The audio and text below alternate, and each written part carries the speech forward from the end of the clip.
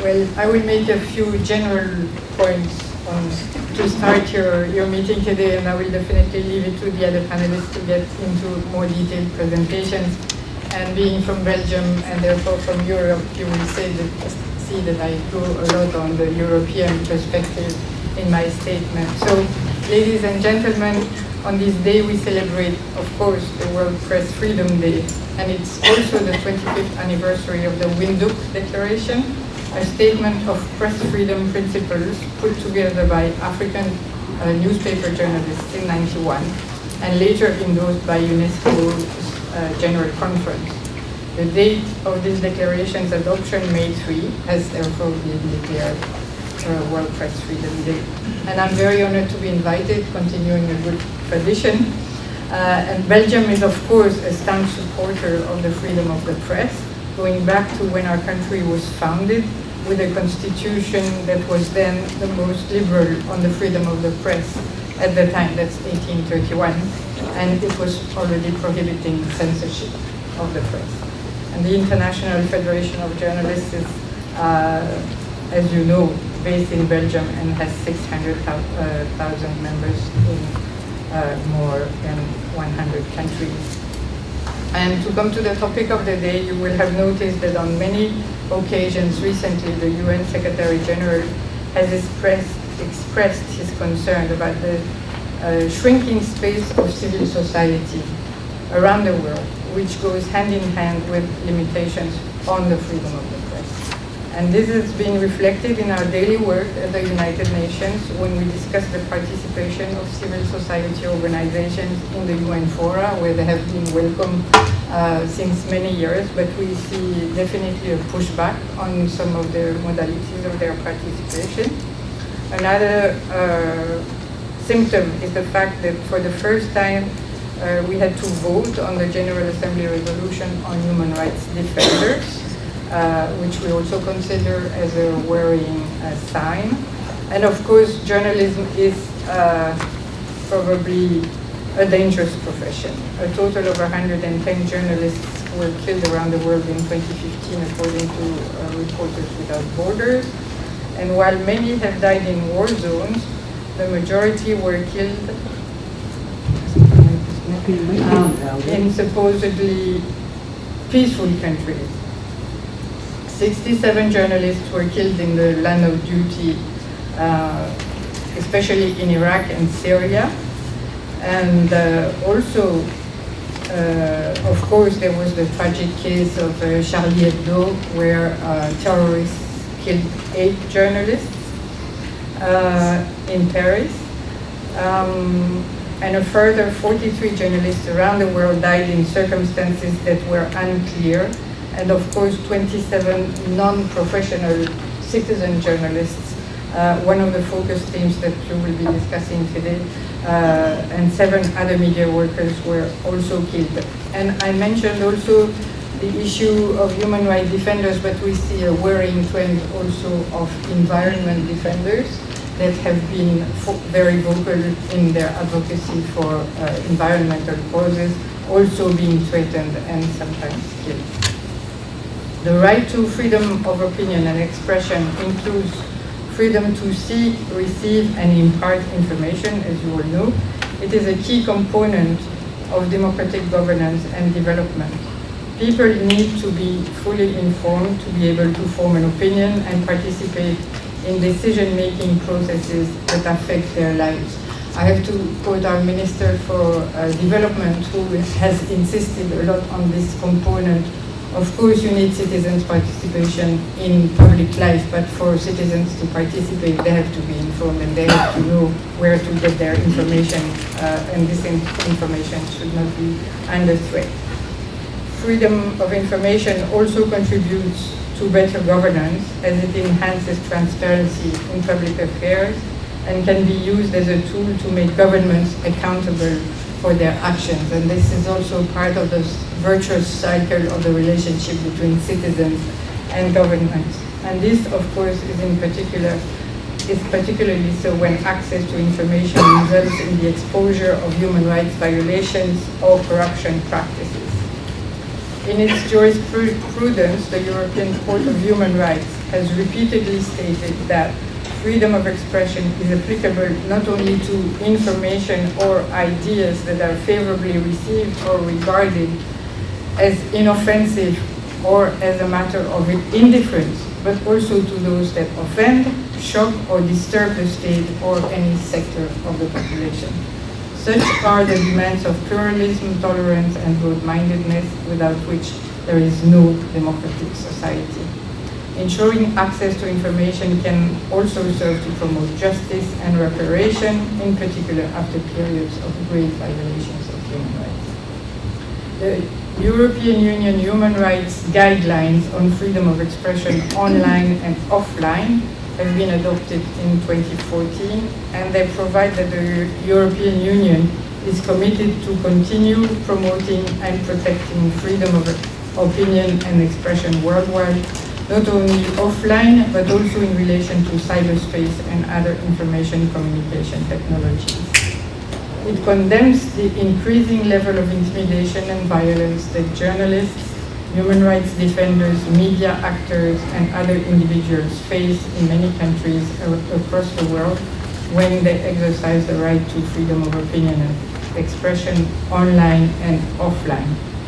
Efforts to protect journalists should not only be limited to those formally recognized as such, this document states, but should also cover support staff and others, such as citizen journalists, bloggers, media activists, and human rights defenders, and as I said, also environment defenders, who use new media to reach a mass audience.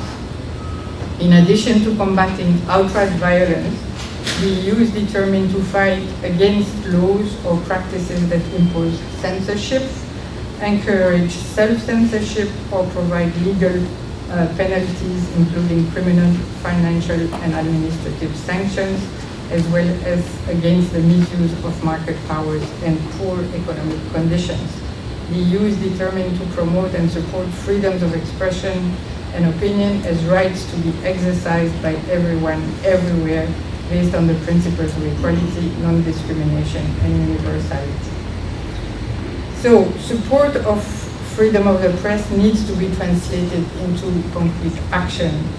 And the new EU Action Plan on Human Rights and Democracy, which will cover the period 2015-2019 and has been adopted last year, highlights the importance of protecting and promoting freedom of expression online and offline, and calls on the EU to oppose bilaterally and in multilateral and regional fora legislation, regulation, or government pressure that unduly limit freedom of expression.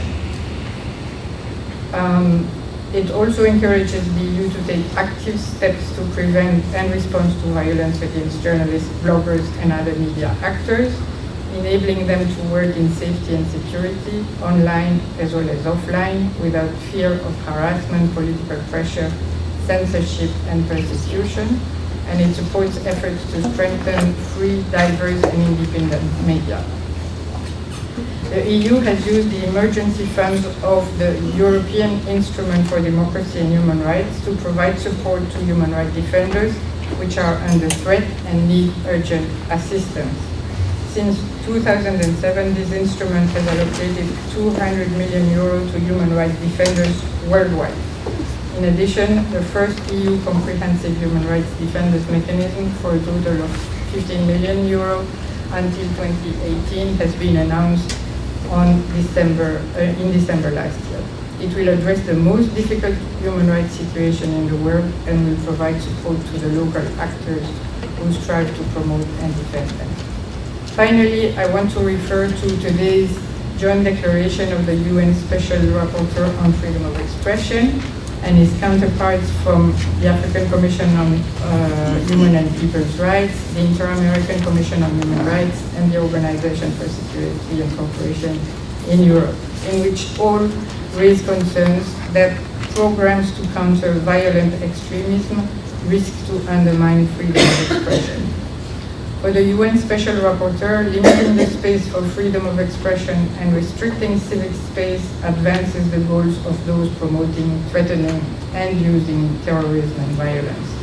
As you all know, Belgium recently experienced the horrible consequences of violence and terrorism, with the terrible attacks on the airport and a metro station in Brussels on March 22nd. But we are convinced that the fight against terrorism and violent extremism must be conducted in a way that strictly respects human rights and fundamental freedoms.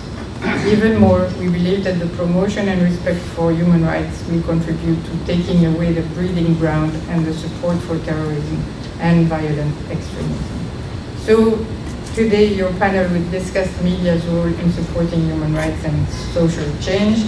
I wish you all an interesting discussion, and with the list of speakers that you have lined up, I'm sure it will be a very interesting discussion, and I really apologize. I would have liked to stay for the main part of this meeting, but as you said, the agenda of the UN is extremely crowded these days. So thank you very much, and if there are questions, I would gladly take them.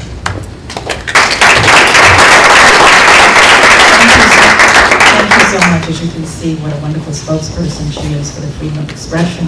And I don't think the special rapporteur or even the EU document would have come about without really the synergistic effort of all different actors within society. And I think the recognition of certain governments who really appreciate that is wonderful. I mean, we need champions like Belgium to keep pushing this forward. So at this point, she's going to have to leave, so we can take a few questions. Maybe we'll take 3 and then answer that. Maybe you can stay for 3 more, or just, okay. 2 sets of 3. So, yes, Joey. A long time ago, when the UN was young, a lot of their sessions were broadcast over public broadcasting. Now, next to nothing gets out of these august chambers. And there's also a lot of activity here that is educational, that seems like the world could benefit from. I'm wondering whether anyone in the UN is talking about opening up some educational video capability for the world at large, as well as political discussions. This is a very technical question. Would you like to answer each Yeah. one separately, or Well, do you want to take all I can 3? answer Okay, now. sure. So obviously the UN has grown also since the beginning, but I think you can actually watch most of the activities on webcast. So it's the great fear of ambassadors, because they don't like to be filmed while they're saying the wrong thing. But it's really, it's actually a lot of my own political staff in the mission follows the debates from their office on webcast. So that's available. I think on the educational side, you have also a presence that, I mean, NGOs and civil society were not inside the UN in those days, but now they are definitely there if they find a room. But I think the going back and forth between inside the UN and outside the UN is much more developed today than it used to be. It's no longer just an intergovernmental conversation. There's a lot of feeding in from different parts of civil society. Any other questions? Someone there? Felicitas? Yes, I'm Felicitas Cor from Venezuela, and I would like to ask your opinion about what's going on in Venezuela, which every day there is a humanitarian crisis. And to go from the very end, the main opposition leader was stoned, and there's no freedom of expression. So I'd like to, and many politicians are in jail because of that, because they expressed their views. Thank you. Well, I'm not really, I would only know Venezuela from what I read in the press, but obviously based on what I said, I think our principles stand in all our relationships with governments. I can really say that for Belgium, but I think for most of the European countries, anything that has to do with the respect of human rights, whether it's a particular situation into a person or to a blogger or to something, that gets raised very often in our bilateral contacts with governments. It usually doesn't get much publicity because I think if I follow the way our minister is dealing with those issues, he finds it more efficient to discuss it discreetly, and in some cases, not all cases, we see progress being made because it's not being advertised all over the place and it has not cramped the situation further. But I understand that there's a demand for people to be sometimes more vocal, but it's a question of political choice.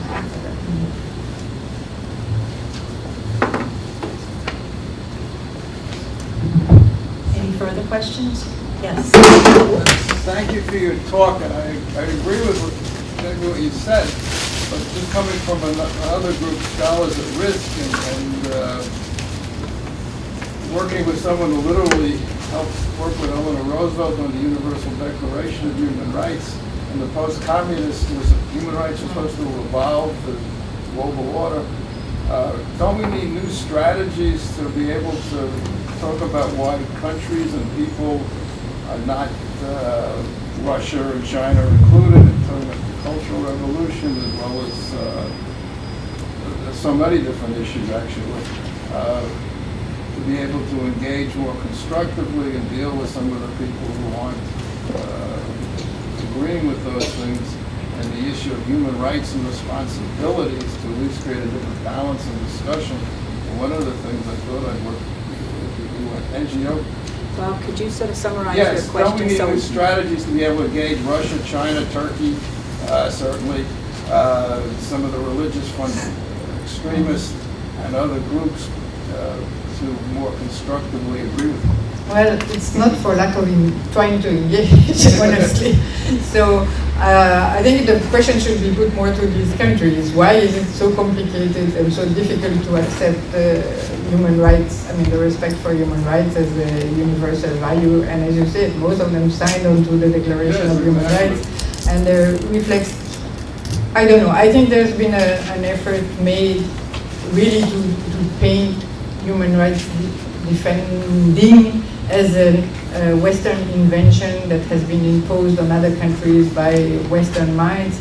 But I think the big difference is that compared again to 20 years ago, where you just had this government-to-government conversation, finally the civil societies in those countries have picked up the challenge. And maybe that's why it's becoming more dangerous for these governments. That as long as it's another country telling you, you should do this and you shouldn't do that, fine, you meet once a year in the UN, you get criticized, you go home. But what if it's, parts of your own societies? And that's probably, I would think, one of the reasons why the reaction is becomes so fierce, is that it's because it's coming from their own societies and it's more threatening in that way. So I think personally the connection between the civil societies across the globe is one of the most interesting instruments. Not to say that it's not dangerous for the guys who are speaking up in those countries, but I think the more people will be connected and be defended from outside, because there was a lot of times when the repression would go totally unnoticed because they had no counterparts, or they were not speaking outside of the country. Now, I think it's very difficult for a country to go unnoticed when they repress expressions of, free will of the people and all that. You will know that this guy is imprisoned or that he's been threatened and all that, because the connection. And I think that's a very useful instrument. So the need for a UN, which includes NGOs more, is yeah, I think we obviously we need them because they are focused on issues that obviously we diplomats cannot handle by ourselves. It remains a meeting of member states, so we have to find the best channels to. I propose that as part of the meeting for UN renewal. They said the NGO is complicated. Yeah, it's very complicated. Yeah. Thank you. Raymond, yes. See, to what extent do you believe that the media is giving the news in the proper perspective? They are not molding it into their own political views, or their preferences, their education.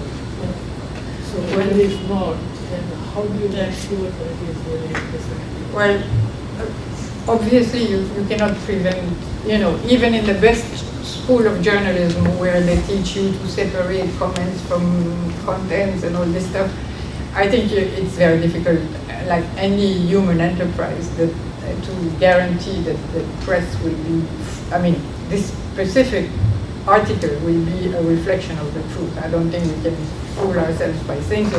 I think the only answer is obviously pluralism and plurality of expression, that if you are a concerned citizen, you should not just watch, I'm taking an example, out of the blue, Fox News, or you have to zap, and if you're interested in a subject and you want to act as a citizen, you should take your information from very different sources, not necessarily your own daily newspaper or your own daily radio show. If you want to have really a refined assessment of what is going on in the world, and I agree with you. There are some journalists or some news media that are defending a cause, but I think that the only answer is to go for more information in other places and let everybody express what they think, and then you will get a good mix in society.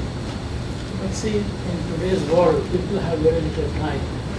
So gathering all the information and they make a judgment is so complex. So there cannot be a mechanism that makes sure that the media is a very important instrument Sure. for Yeah. That's still not a reason to put the guy in jail. No, I'm not saying, but it's got to have a mechanism to make sure that it's more to the reality than something else. Sure. My other one's not working, that's why. Okay. Go ahead. Just one question. Is the media really scared to report judicious way without any fear from the government? I can only answer in Belgium, no. It really depends which country one is talking about, but there are countries obviously where the media is scared to report according to what they know and what they think. Okay, one more now. Okay, we're going to take one more question because the ambassador has another meeting. Yes. David Andrews from PCI Media Impact. There's a lot of people in the United States who are justifiably worried about money in politics, but the natural recipient of money in politics is money in journalism. Do you think that money corrupts the purity of the journalistic spirit? I think you should ask the journalists. It's not a question, you should answer. I don't know. I think there are very different ways of financing the press in different countries also. So sometimes, yes, it's big money that plays, but it's not a universal model.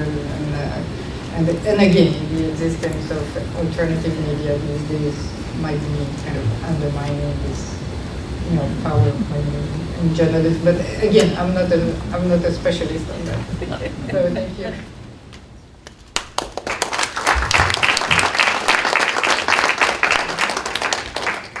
Thank you so much for your comments. And of course, that last question, spoken like a true diplomat. Obviously, well, certainly in the US there's that tensions of big money owning journalism and owning media outlets, although now with social media and bloggers and all of that, we can sort of weigh in on it. But as I was mentioning in the 90s, that was not the case. The only game in town was really those kinds of media outlets. And of course, then 24-hour news started coming around like CNN, but that was it. There was nothing like 24-hour news, and now we have 24-hour news on hundreds of stations and channels, so it's quite different. So thank you very much. We will certainly advocate and join you on many of those future issues that are important to all of us. Thank you so much.